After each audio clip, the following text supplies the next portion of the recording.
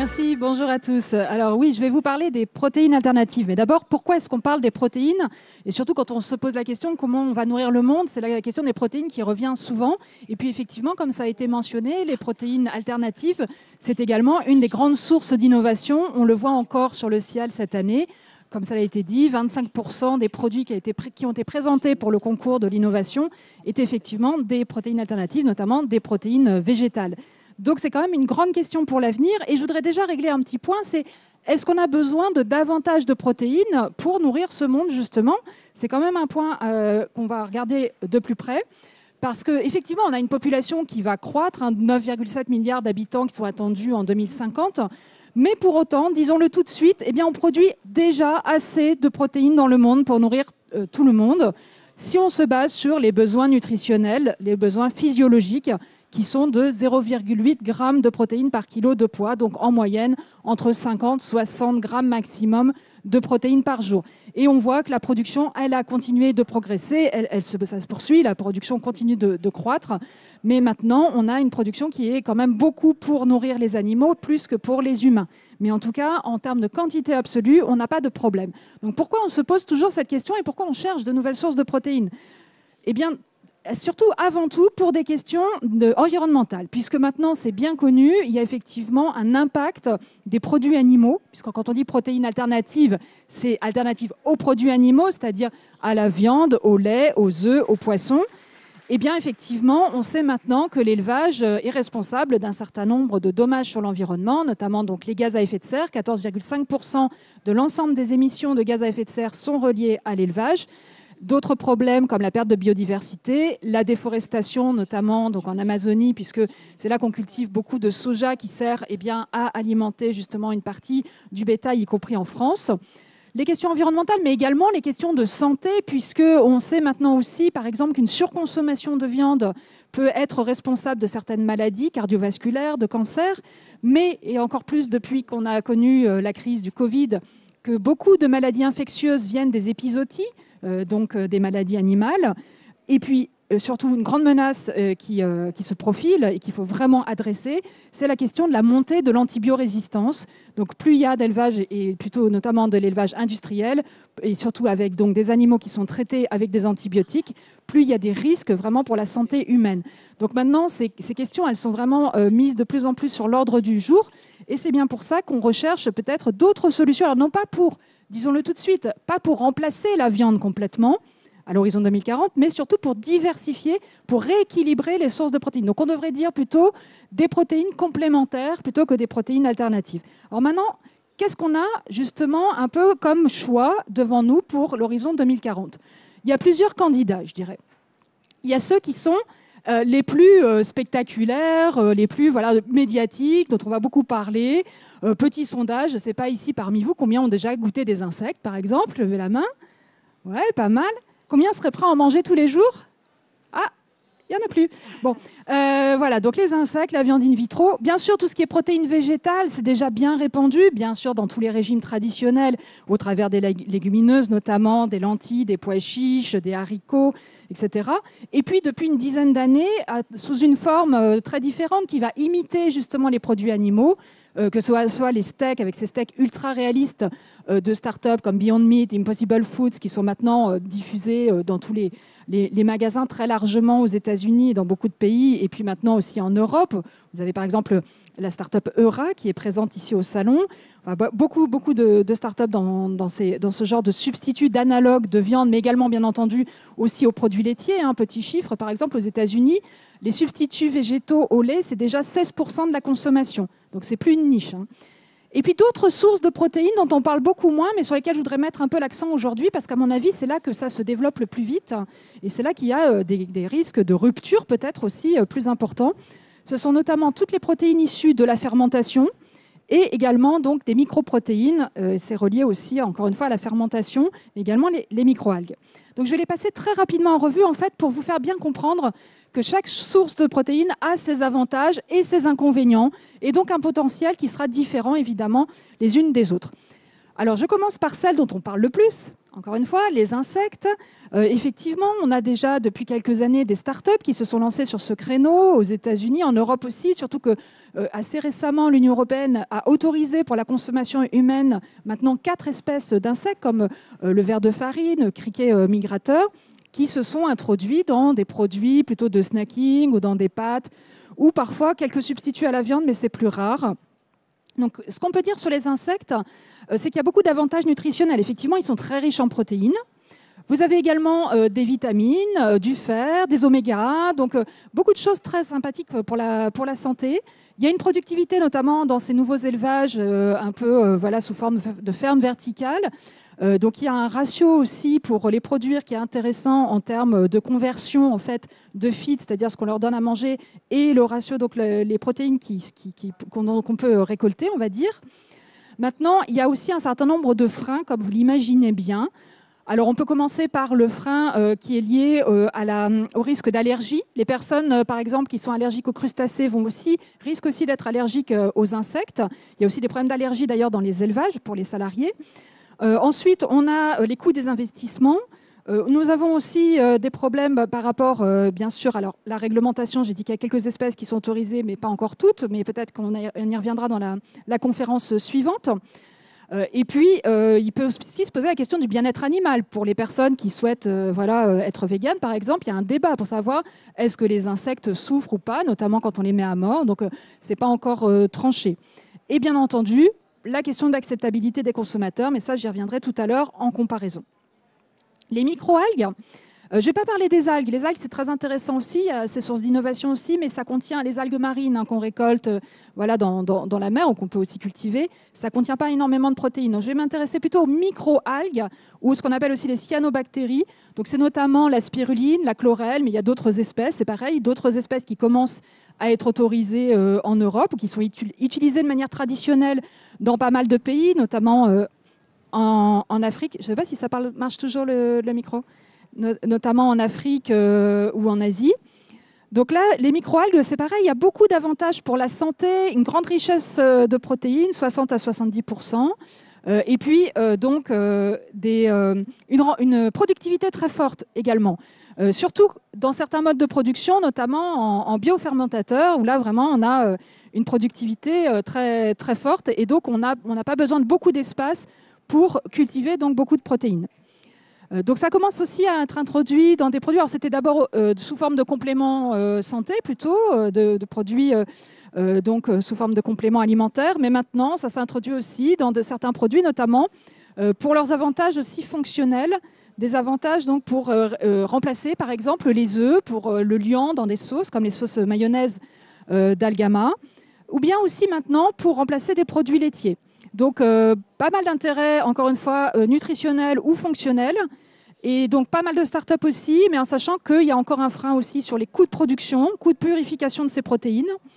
Et il y a un certain nombre d'industriels qui s'intéressent quand même de près à cette source de protéines. Par exemple, Unilever ou Nestlé, qui ont des partenariats avec des producteurs d'ingrédients à base de ces microalgues.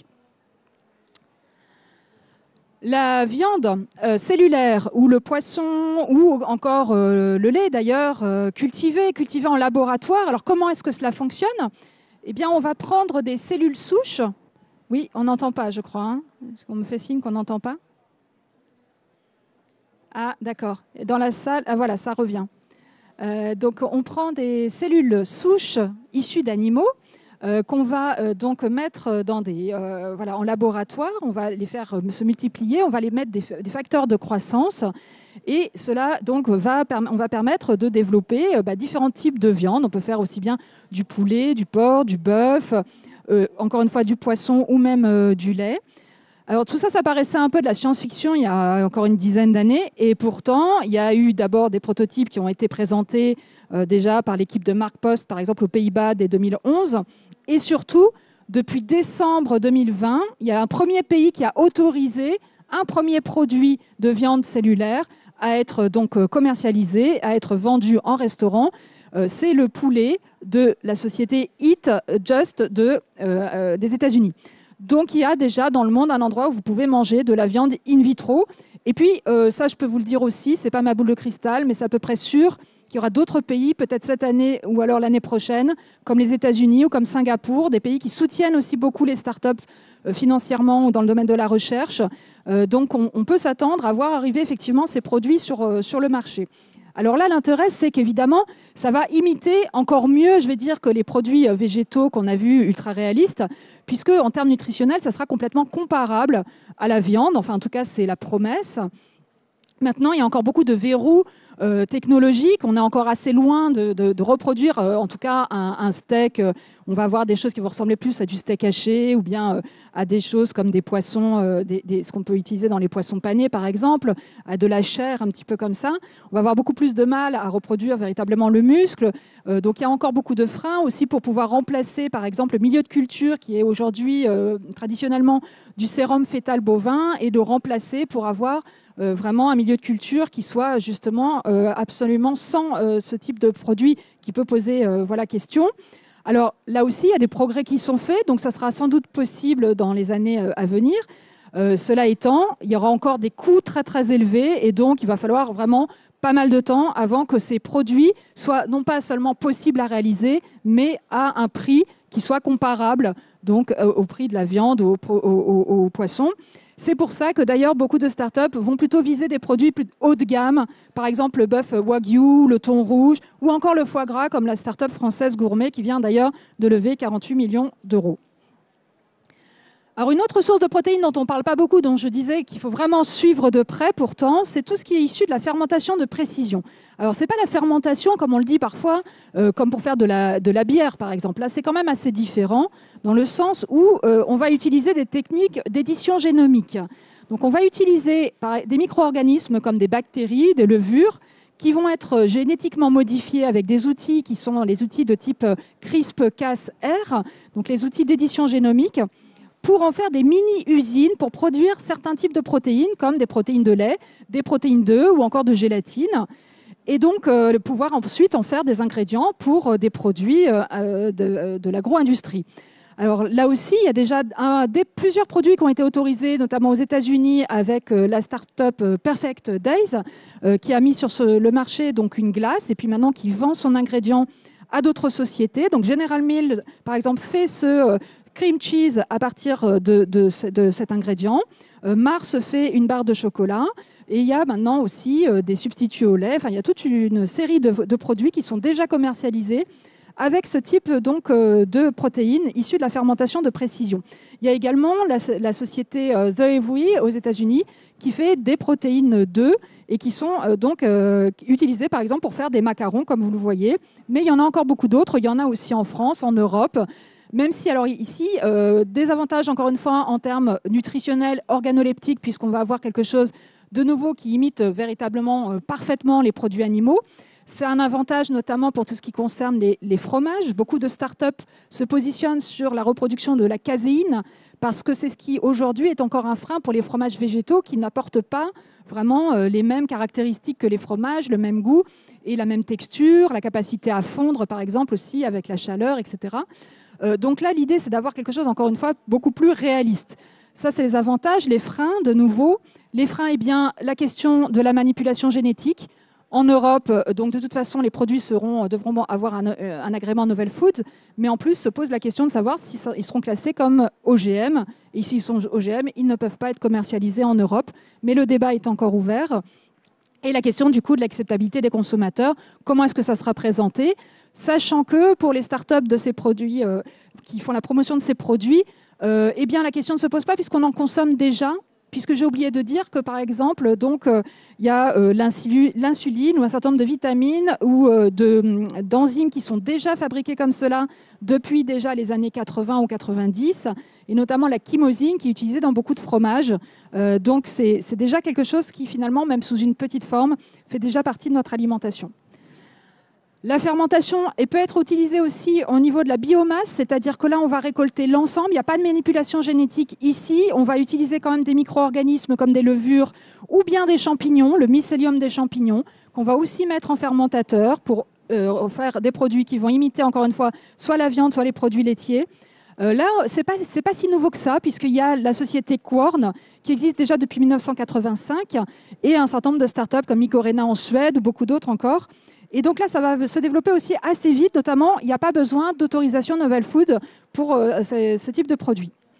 Alors n'oublions pas dans notre éventail de protéines qu'il y a aussi toutes les protéines végétales. J'ai déjà parlé de celles qui étaient utilisées et de plus en plus largement, comme le soja, le pois, l'avoine pour les substituts au lait par exemple. Mais la boîte à outils, on va dire, des protéines végétales, elle est très très large et on commence seulement à l'explorer avec notamment des choses autour du pois chiche, du colza, du lupin, de la févrole, avec beaucoup d'intérêt agronomique justement de ces légumineuses qui apportent en plus de l'engrais dans le sol et qui nécessitent justement très très peu d'intrants. Donc des intérêts nutritionnels, des intérêts environnementaux. Alors l'avenir des protéines, en résumé, eh bien moi je ne vais pas vous dire c'est les insectes, c'est les microalgues ou c'est les protéines végétales.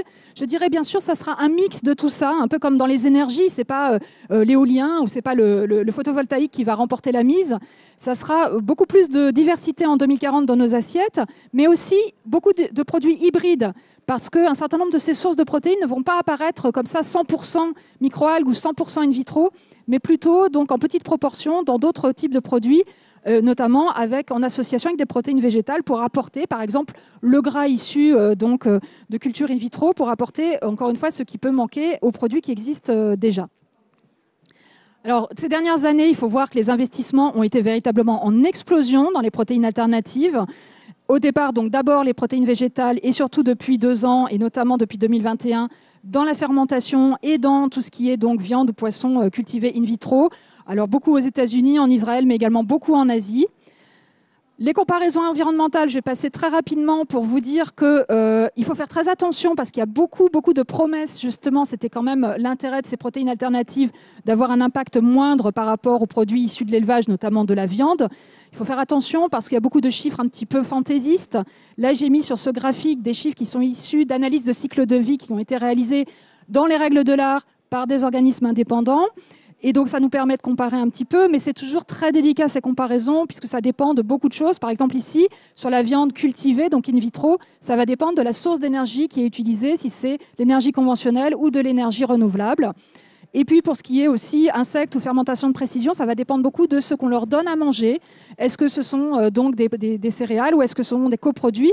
Et justement, on a de plus en plus aussi de projets dans le cadre de l'économie circulaire, pour nourrir, alors que ce soit les insectes, comme ici avec InnovaFeed, ou des mycoprotéines, ou encore des microalgues, les nourrir, entre guillemets, avec des coproduits agricoles ou agroalimentaires, donc réduire, encore une fois, cet impact environnemental, et aussi utiliser, par exemple, la chaleur fatale d'usines qui sont à proximité de l'usine ou des élevages d'insectes, par exemple, dans InnovaFeed. Donc là, ça réduit véritablement l'impact. La question clé, bien entendu, pour le futur, ça sera qu'est-ce que le consommateur sera prêt à manger, hein. Et là, vraiment, il y a beaucoup d'enquêtes sur le sujet, mais les vraies enquêtes les plus sérieuses, c'est celles qui comparent les différentes sources et surtout celles qui mettent derrière un consentement à payer, parce que le consommateur, il va voter aussi en fonction de ses préférences, de ses goûts, de ses habitudes alimentaires, mais aussi, bien entendu, de son porte-monnaie. Donc, le consentement à payer n'est pas très élevé pour certaines sources de protéines qui vont justement être les plus chères, et ça va poser des problèmes.